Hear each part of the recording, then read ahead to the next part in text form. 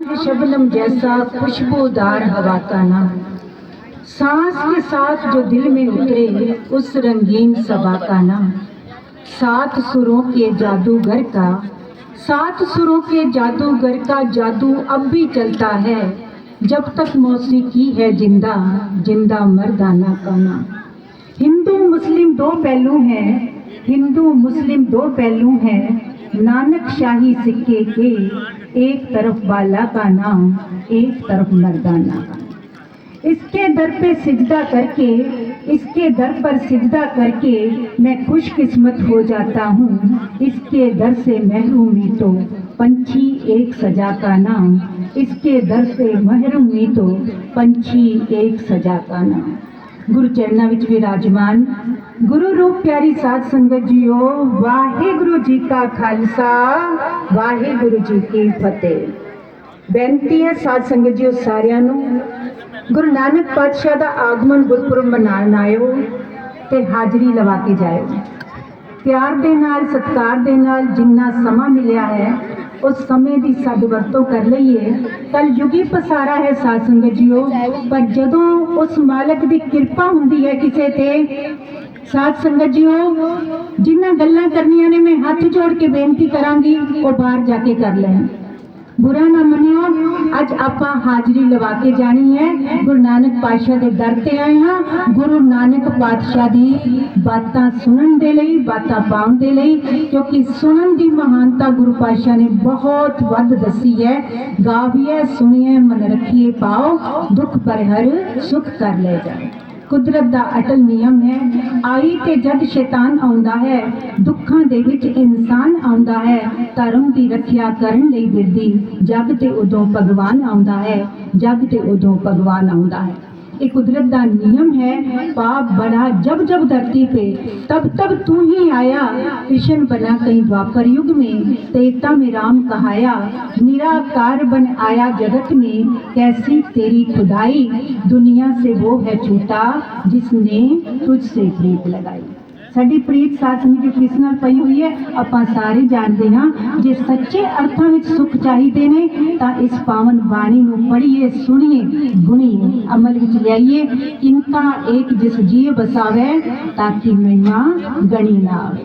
कितनी बड़ी विडंबना है ना। सारे चाहते ने सुख मिलन, पर सुख प्राप्त करने का आपां जिहड़ा जरिया है गुरबाणी में सानू दसिया गया है, उस ते अमल नहीं करते हैं।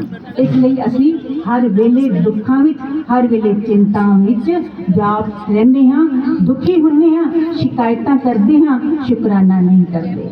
जिमें जिमें आपां शुकराना करांगे, ये वाहिगुरु तेरी कृपा, तेरा तरस, तेरी मेहर जो मिलिया है उसका शुकराना करना सीख जाइए, तो सासू साडे गिरदियां विच आनंद ते खेड़ा कुदरती बन जाएगा। गुरु नानक पातशाह की आमद आप सारे जानते हो, तलवंडी लिखी हुई है, पाकिस्तान दे विच जो है।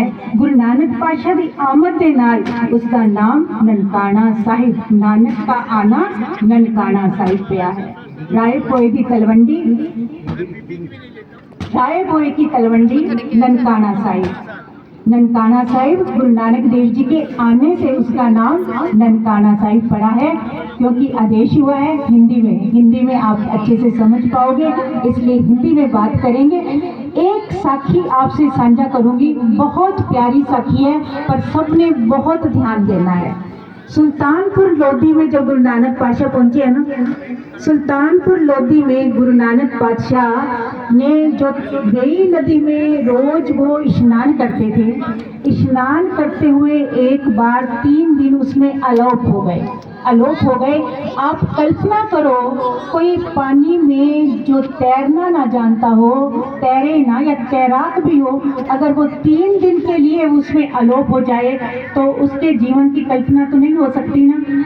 तो गुरु नानक पातशाह उस समय बेई नदी में 3 दिन तक आलोप होकर अकाल पुरख वाहिगुरु से साक्षात्कार करते हैं, उनसे उनका मिलाप होता है। गुरु नानक पातशाह का मिलाप अकाल पुरख वाहिगुरु से होता है, और अकाल पुरख वाहिगुरु जी ने उन्हें अमृत प्याला दिया है। अमृत प्याला दे के बख्शिश करके ये एक तरह से प्यार भरा संदेश दिया है। ये अमृत प्याला नानक जी आप पियो और कलयुगी जीवों को जाकर पियाओ। ये कलयुगी जीवों के उद्धार के लिए गुरु नानक पातशाह ने शब्द रूप में वो अमृत प्याला, जिस शब्द को सुन के हिंसक से हिंसक प्राणी भी शांत हो जाते थे। क्या हमारे हृदयों में सुकून शांति नहीं आएगी जब हम गुरु नानक पातशाह की पावन वाणी को पढ़ेंगे, सुनेंगे, विचारेंगे, गुनेंगे, इसके मुताबिक जीवन बनाएंगे तो यकीनन हर पल आपका आनंद में व्यतीत होएगा। अगर आप चिंता करते रहोगे तो चिंता में हमेशा दुखी, चिंतन में हमेशा सुखी। अब सुख चाहिए तो चिंतन करो, मनन करो, उस परमात्मा पे बागडोर छोड़ दो। जिस ठाकुर से नाही चारा, ताको कीजिए सद नमस्कार। जिस ईश्वर के आगे आपकी कोई पेश नहीं जाती, आप केवल अरदास कर सकते हो, बेनती कर सकते हो। उस फल को प्राप्त करने का आपके अंदर ये है कि भावना है, भावना बनाओ, अरदास करो, जोदड़ी करो, प्रार्थना करो, जिस रूप में याद करना है करो, पर विश्वास एक पर मुकम्मल रखो। फल की इच्छा मत करो।